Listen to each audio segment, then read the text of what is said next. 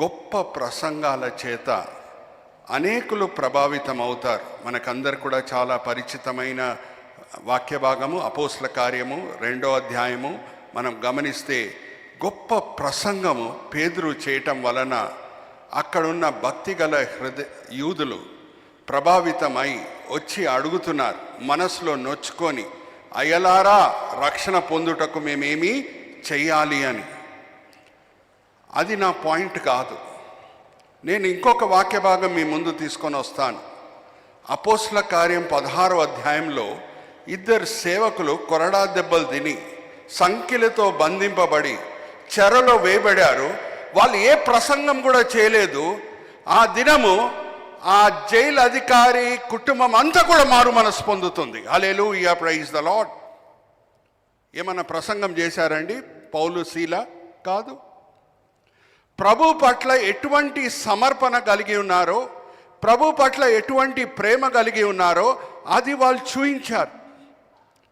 Bible పండితులు అంటారు ఏమనంటే, రోమా చట్టం ప్రకారంగా కొరడా దెబ్బలు తినే వాళ్ళు ఎంత నొప్పికి గురి అవుతుంటారంటే వాళ్ళకి తెలవకుండానే వాళ్ళ నోటి నుంచి బూతు మాటలు వచ్చేస్తాయంట. ఆ జైలు అధికారి పౌలు శీలను గమనించాడు, వాళ్ళలో ఉన్న వ్యత్యాసంని కూడా గమనించాడు. ఇంకా భూకంపం వచ్చినప్పుడు వాళ్ళు అక్కడి నుంచి పారిపోవడానికి అవకాశం కూడా ఉంది. రోమా చట్టం ఏం చెప్తుంది అని అంటే, ఏ జైలు అధికారి బాధ్యత తీసుకున్నాడో అక్కడున్న నేరస్తులని జైల్లో ఉంచుటకు, ఆ నేరస్తులు పారిపోతే, జాగ్రత్త వినండి, ఆ నేరస్తులు పారిపోతే రోమా చట్టం ప్రకారంగా ఏ శిక్ష ఆ నేరస్తులకి ఇయ్యాలో ఆ శిక్ష ఎవరికి ఇవ్వబడుతుందంటే ఆ జైలు అధికారికి ఇవ్వబడుతుంది. అయ్యో వీళ్ళు పారిపోయారు, ఆత్మహత్య చేసుకోవాలని అనుకున్నాడు.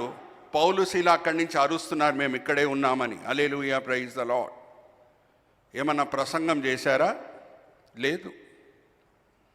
ఇంకా జైలు అధికారి సాగిలపడి అడిగిన మాట ఏంటంటే, అయ్యలారా రక్షణ పొందుటకు నేనేమి చెయ్యాలి?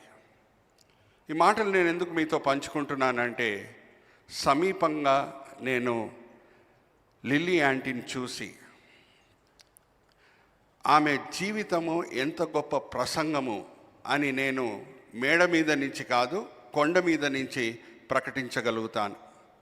కష్టమైన పరిస్థితుల ద్వారా ప్రయాణమై వెళ్ళే సమయంలో దేవుణ్ణి ఎంతగా ప్రేమించిందో అనేది ఆమె జీవిత నడక చేత ప్రదర్శించింది. క్రైస్తవులంగా మనకందరికీ ఇవ్వబడిన ఒక మంచి విషయం ఏంటంటే, మనకి శుభప్రదమైన నిరీక్షణ ఉన్నది. ఆ శుభప్రదమైన నిరీక్షణ మనల్ని ఓదారుస్తున్నది, మనల్ని బలపరుస్తున్నది. ఏమని చెప్తున్నదంటే, ఇక్కడున్న శారీరక ఎడబాటు అది శాశ్వతమైనది కాదు. తిరిగి ఒక దినము లిల్లీ యాంటీని మనం చూడబోతున్నాం. హల్లెలూయా, ప్రైజ్ ద లార్డ్.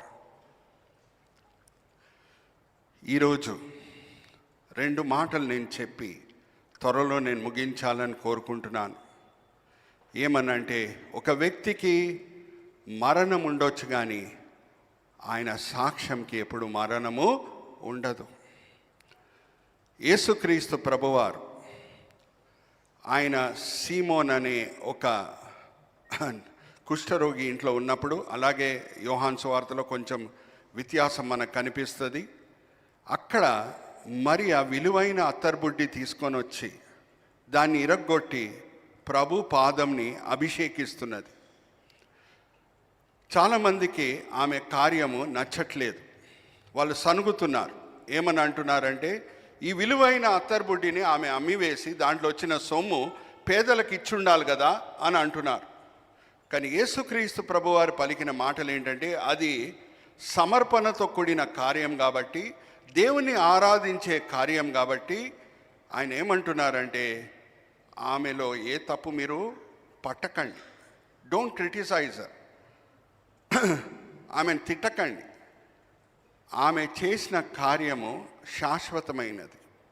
సువార్త ఎక్కడెక్కడ బోధింపబడుతుందో అక్కడ మరియ చేసిన కార్యం అందరూ కూడా జ్ఞాపకం చేసుకొని ఆమెను మెచ్చుకుంటారు అని ప్రభువారు అంటున్నారు.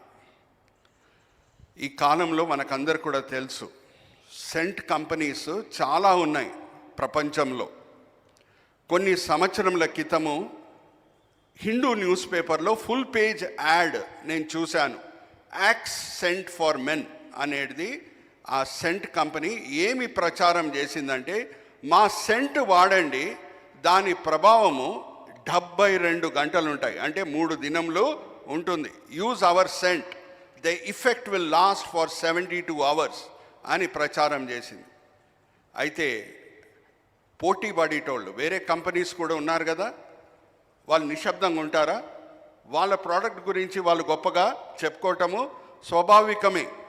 కొన్ని రోజుల తర్వాత నేను వేరే యాడ్స్ కూడా చూశాను. ఏమనంటే, use our scent, our effect will last for 120 hours, not 72 hours. 120 hours అంటే 120 గంటలు, అంటే 5 దినములు మంచి వాసన వస్తూనే ఉంటుంది అని ప్రచారం చేయటము నేను హిందూ న్యూస్ పేపర్లో గమనించాను. అయితే జాగ్రత్తగా వినండి, మరియా ఇరగొట్టిన అత్తర్ బుడ్డి నుంచి మంచి వాసన 2000 సంవత్సరముల తర్వాత కూడా వస్తుంది. హల్లెలూయా, ప్రైజ్ ది లార్డ్.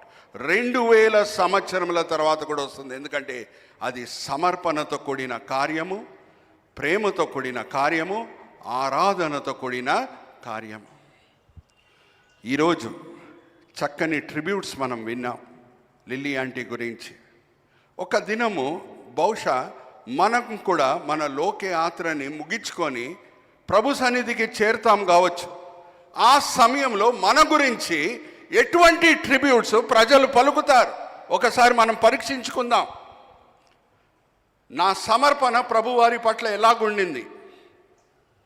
కష్టమైన పరిస్థితిలో నేను ప్రభుని గట్టిగా పట్టుకొని పౌలు శీల వలె ఆరాధించానా, స్తుతించానా? సెంట్ అగస్టిన్ అనే ఒక గొప్ప దేవుని సేవకుడు, ఆయన పుస్తకంలో రాసిన కొటేషన్స్లో ఒక కొటేషన్ నాకు గుర్తొస్తున్నది. అది ఏమనగా, Jesus is most glorified when people observe his value in our lifes, and that value should be more than all that life can give or death can take away అని అన్నాడు. తెలుగులో చెప్తున్నాను, యేసుక్రీస్తు ప్రభువారు అధికంగా ఎప్పుడు మహిమపరచబడతారు అని అంటే, ప్రజలు ఆయన విలువ ఏంటో మన జీవితంలో గమనించినప్పుడు. ఆ విలువ ఎంత ఉండాలంట? జీవితం మనకేమి ఇవ్వగలుగుతుందో ఆర్ మరణం ఏమి తీసివేయగలుగుతుందో దానికంటే ఎక్కువగా ఉండాలంట.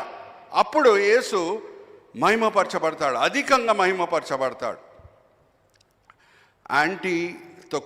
ఆంటీ ఈరోజు మనతో మాటి లేరు, పరలోకంలో ఉన్నారు, చూస్తున్నారు ఈ కార్యక్రమం జరిగేది. ఆమె గురించి పలికిన ట్రిబ్యూట్స్ అన్నీ కూడా ఆంటీ కూడా విని ఉన్నారు. ఎంతమంది ఎంత చక్కగా మాట్లాడారో. ఆ ట్రిబ్యూట్స్ అన్నీ కూడా దాని ఎసెన్స్ మనం తీసుకుంటే, దాన్ని వడగడితే ఏం బయటికి వస్తున్నది? ఆంటీ ఎక్కువగా దేవుణ్ణి ప్రేమించారు, ఎక్కువగా సమర్పణతో కూడిన జీవితం జీవించారు. ఆమె జీవిత నడకని ద్వారానే ఆమె ప్రసంగించారు. Hallelujah, praise the Lord. That is the essence of what we have heard of all the tributes. ఒక నిజమైన సంఘటన చెప్తున్నాను, దాని తర్వాత ఇంకొక సంఘటన చెప్పి నేను ముగిస్తాను. జాగ్రత్తగా వినండి. మీకు అందరు కూడా చాలామందికి తెలుసు, ఏమనంటే చైనాకి మొదటిగా వెళ్ళి సువార్త చెప్పిన సువార్థికుడు ఎవరంటే హడ్సన్ టైలర్ గారు. ఎవరండి అది? హడ్సన్ టైలర్ గారు. ఆయన చాలా నమ్మకమైన పరిచర్య చేశారు. ఆ కాలంలో ఏమీ సౌకర్యాలు చైనాలో లేవు. అటువంటి పరిస్థితిలో నమ్మకమైన పరిచర్య ఆయన చేశాడు. ఆయన భార్య కూడా, హడ్సన్ టైలర్ గారి భార్య కూడా కాలరా వలన చనిపోయింది. అయినా సరే నిరాశ పడకుండా ఆయన ముందుకు సాగాడు. అనేక ఆత్మలను రక్షించాడు, అనేక సంఘాలని స్థాపించాడు. దాని తర్వాత ఆయన లోకయాత్ర ముగించుకొని ఆయన ప్రభు సన్నిధికి చేరాడు. మీకు అందరు కూడా తెలుసు, కొన్ని సంవత్సరముల తర్వాత చైనా ప్రభుత్వం మారింది. ఎవరు వచ్చారు రూలర్స్గా? Communist party. ఎవరు వచ్చారు? Communist party. కమ్యూనిస్ట్ వాళ్ళు దేవుణ్ణి నమ్ముతారండి? అడుగుతున్నా మిమ్మల్ని, చెప్పండి, నమ్ముతారా? నమ్మరు. అయితే వాళ్ళు గమనించిన ఒక ఆశ్చర్యమైన విషయం ఏమనగా, హడ్సన్ టైలర్ గారు స్థాపించిన సంఘాలన్నీ కూడా వర్ధిల్లుతున్నాయి. విశ్వాసులందరూ కూడా చాలా నిలకడగా ఉంటున్నారు. ఈ కమ్యూనిస్ట్ పార్టీ ఏ దాడులు తీసుకొని వచ్చినా సరే, ఏ పర్సిక్యూషన్స్ తీసుకుని వచ్చినా సరే, హడ్సన్ టైలర్ గారు స్థాపించిన సంఘాలన్నీ కూడా నిలకడగా ఉన్నాయి. అయితే వాళ్ళకు వచ్చిన భయంకరమైన ప్లాన్ ఏంటంటే, హడ్సన్ టైలర్ గారి పేరుని చెడగొడితే, ఆయన రెప్యుటేషన్ని చెడగొడితే, ఇంకా ప్రజలు ఆయన స్థాపించిన సంఘాల వైపు ఆకర్షింపబడరు. ఇంకా ప్రతి సేవకుడు ఒక జ్ఞాపకం పెట్టుకోవాలి, ఏంటంటే ఆయన యేసు రాయబారి అయి ఉన్నాడు. యేసుకేమై ఉన్నాడు? రాయబారి అయి ఉన్నాడు. ప్రభుని రిప్రజెంట్ చేస్తున్నాడు. ఆయన ఏమన్నా తప్పు చేస్తే ఏమవుతుంది?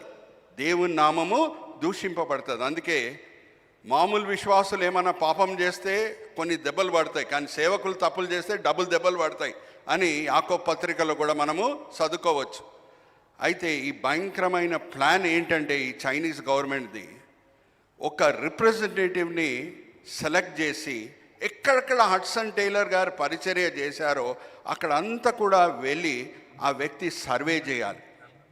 ఎలాగ సర్వే చేయాలి అని అంటే మామూలుగా కాదు, ఆయన కార్యములు, ఆయన పరిచర్యని భూతద్దాలు పెట్టి చూడాలి.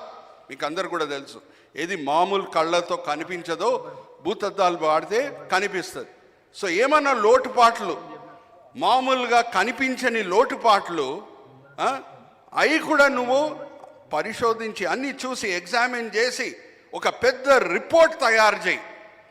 రిపోర్ట్ తయారు చేసి మా దగ్గర తీసుకొని వచ్చి మేమేం చేస్తామంటే, నేషనల్ న్యూస్ పేపర్లో హడ్సన్ టైలర్ గారు ఆయన పరిచర్యలు చేసిన పొరపాట్లు ఏంటో అన్నీ కూడా పబ్లిష్ చేస్తాం. ఎక్కడంట? నేషనల్ న్యూస్ పేపర్లో. ఎందుకంటే ఆ కాలంలో సోషల్ మీడియా రాలేదు, టీవీస్ కూడా రాలేదు. నేషనల్ న్యూస్ పేపర్లో మేము ప్రింట్ చేస్తాం అని నిర్ణయించుకున్నారు. అయితే ఈ కమ్యూనిస్ట్ గవర్నమెంట్ ప్రతినిధి ఆయన ఎవరి దగ్గర జీతం పొందుతున్నాడు? చైనీస్ గవర్నమెంట్ దగ్గర నుంచి జీతం పొందుతున్నాడు. నమ్మకంగా పనిచేయాలి, ఎవరు మనకు జీతం ఇస్తున్నారో అని ఆ ఉద్దేశంతో ఎక్కడెక్కడ హడ్సన్ టైలర్ గారు పరిచర్య చేశారో అక్కడంతా కూడా వెళ్ళాడు, సంచరించి చూశాడు. పొరపాట్లు ఉన్నాయా అని భూతద్దాలు వాడాడు. I'm using figurative language. భూతద్దాలు వాడాడు, కానీ పొరపాట్లు కనిపించట్లేదు. Hallelujah, praise the Lord. లోటుపాట్లు కనిపించట్లేదు. ఏం కనిపిస్తుందంటే, హడ్సన్ టైలర్ గారి ప్రభువారి పట్ల ఉన్న ప్రేమ, సమర్పణ, త్యాగము, అది కనిపిస్తున్నది. జాగ్రత్తగా వినండి, పరిశుద్ధాత్మ దేవుడు ఈ కమ్యూనిస్ట్ ఆఫీసర్ గారిని ఒప్పింపజేశాడు. ఈయన మారు మనసు పొందాడు. చనిపోయిన హడ్సన్ టైలర్ ఒక ఆత్మను రక్షించాడు. Hallelujah, praise the lord.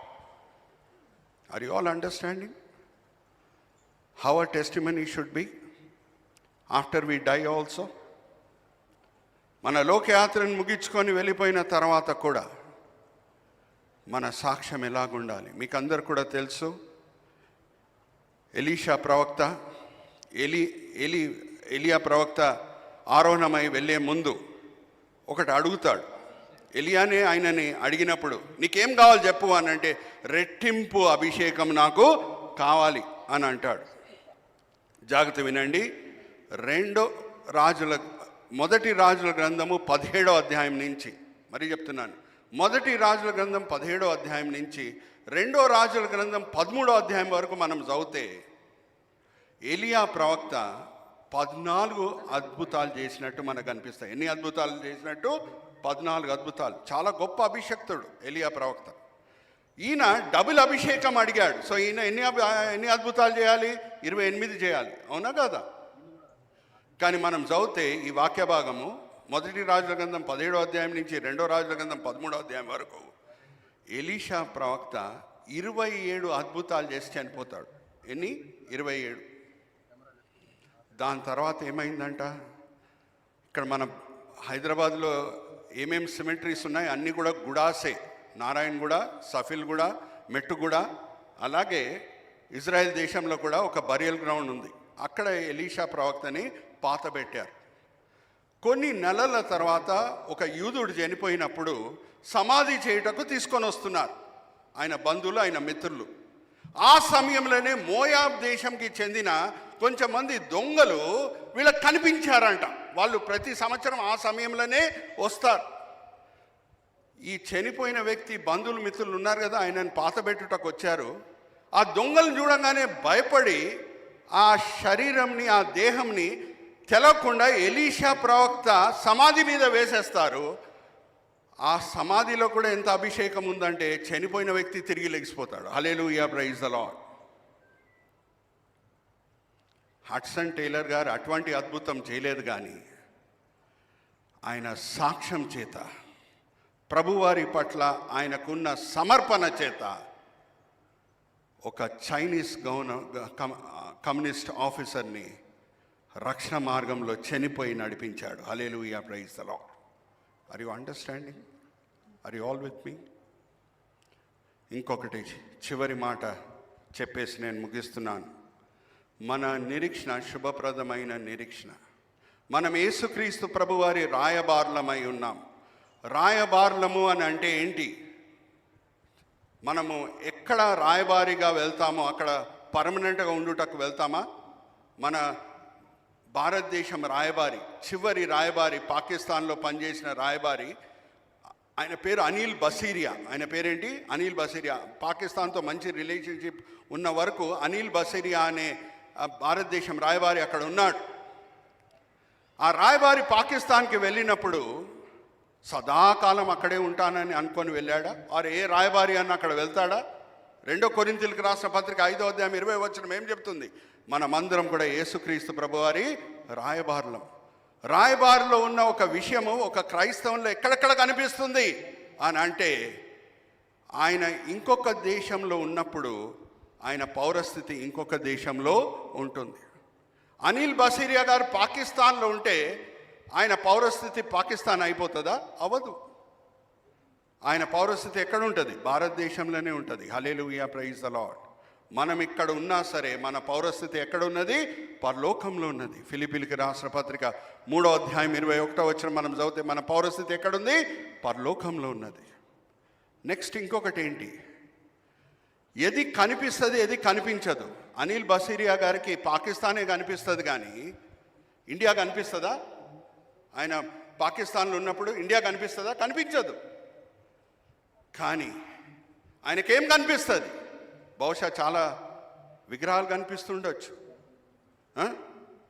ఏమేమో కనిపిస్తుండొచ్చు, కానీ ఆయన allegiance is to the unseen Indian government. Hallelujah, praise the lord.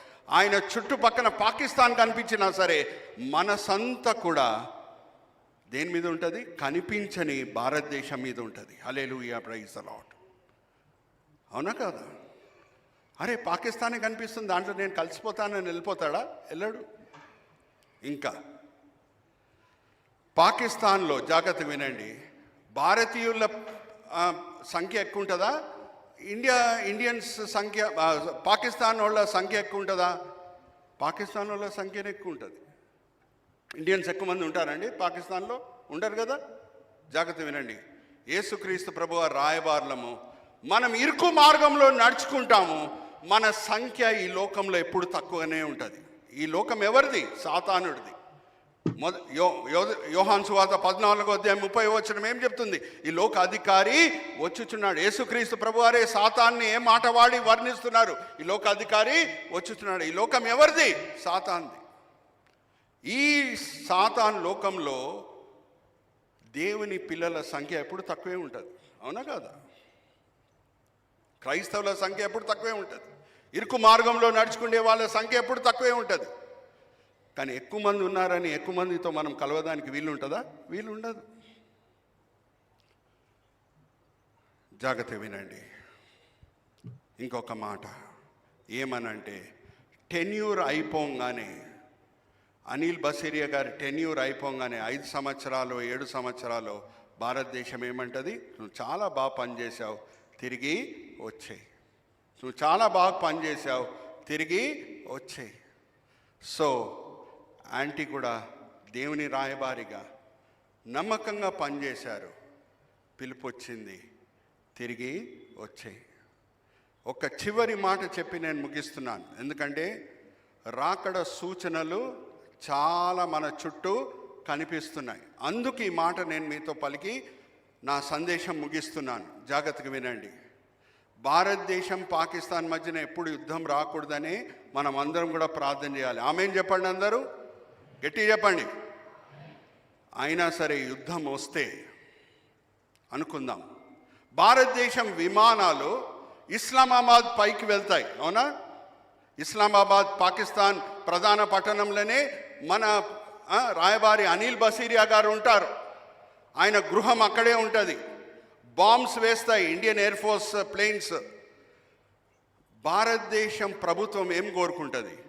భారతదేశం బాంబ్స్ వలన భారతదేశం రాయబారి అనిల్ బసీరియా ఇస్లామాబాద్లో చనిపోవాలని కోరుకుంటుందా?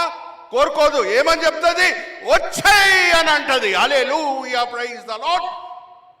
7 సంవత్సరాల శ్రమకాలం వచ్చే ముందు దేవుడు 21 బాంబులు వేయబోతున్నాడు. ఆ 7 సంవత్సరాల శ్రమకాలంలో 7 ముద్రల తీర్పు, 7 బూరల తీర్పు, 7 పాత్రల తీర్పు. క్రైస్తవులను అందరిని ఏమంటాడంటే వచ్చేయండి పైకి అని అంటాడు. హల్లెలూయా, ప్రైజ్ ద లార్డ్. అది ఎప్పుడు వీలవుతుంది? మన పేరు జీవ గ్రంథంలో రాయబడినప్పుడు, యేసుని మనం సొంత రక్షకుడిగా అంగీకరించినప్పుడు, ఆయన నిజమైన రాయబారిగా ఈ లోకంలో ఉన్నప్పుడు, అప్పుడే ఆ పిలుపు మనము వినగలుగుతాం. ఏమిటి? వచ్చేయండి, పైకి వచ్చేయండి అని అంటాడు. యాంటీ పేరు జీవ గ్రంథంలో ఉంది. ఆమె లోకయాత్రను ముగించుకొని ప్రభు పిలుపు పొంది సురక్షితంగా ప్రభు సన్నిధిలో ఉంది. మనల్ని పరీక్షించుకుందాం. ఈరోజే దేవుడు మనల్ని పిలుస్తే పరలోకంకి వెళ్తామా, లేకపోతే వేరెక్కడన్నా వెళ్తామా?